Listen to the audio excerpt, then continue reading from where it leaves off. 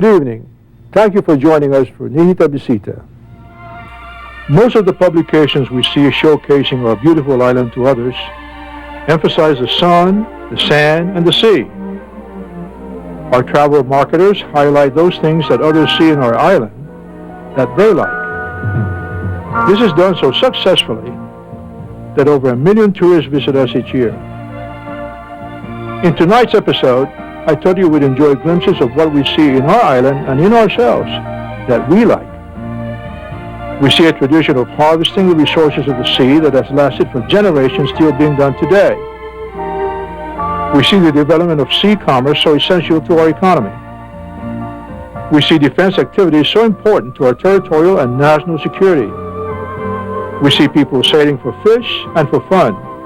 And we even see some young folks going through a dry run in preparation for that day when they too will sail the seas.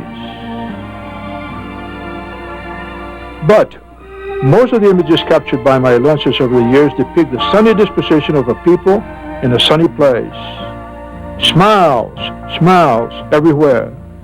Smiles from teenagers, smiles from youngsters at play, a smile from an uncle, and perhaps a smile from these two folks someday.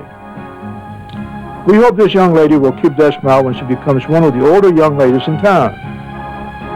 This happy group has more smiles than game strategy, and this magnificent uncle has a smile of inner peace. These students find it too serious inside the church to smile, while these folks are having too much fun clowning around not to. Now this boy looks like he wants to smile, but he's on duty, serving as a security guard for his buddy, who is hanging on so dearly to his soda pop. On the other hand, this youngster looks like she will never smile again until you smile at her. On our sunny island, even our religious sisters have a big smile. Teenagers are always smiling, as do people leaving us and those coming to see us. Our food table always brought smiles 40, 30, and 20 years ago, and they still do. This young man is smiling with pride for his prize rooster, which he is securing, thus keeping it from being a candidate for a fiesta. Now, cutting tuba is too dangerous for the cutter to be smiling, but after a couple of parts of it later, he makes up for it, and he may not get around to tending that victory garden.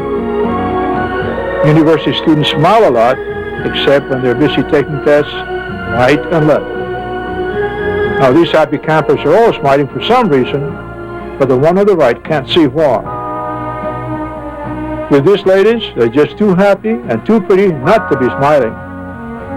How about this? George Washington High School students smiling all together, as are these students from Cathedral Grade School.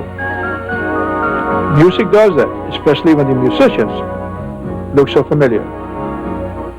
Turning back the pages some more, we see this picture. If your grandpa is sitting next to you, ask him what this structure was used for in the old days. And if grandma is there, ask her what this building's function was. If she's a young grandma, tell her that it replaced the batea of olden days. When both grandma and grandpa see this picture, they may not recognize it, because nature has covered the scars of the old concentration camp at Manyangan. This river still runs through it.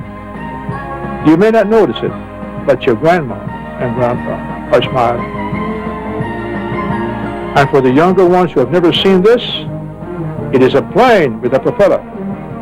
It makes one happy to see a mechanic fixing it before it takes off, but it isn't a sight that makes one smile. But this one does.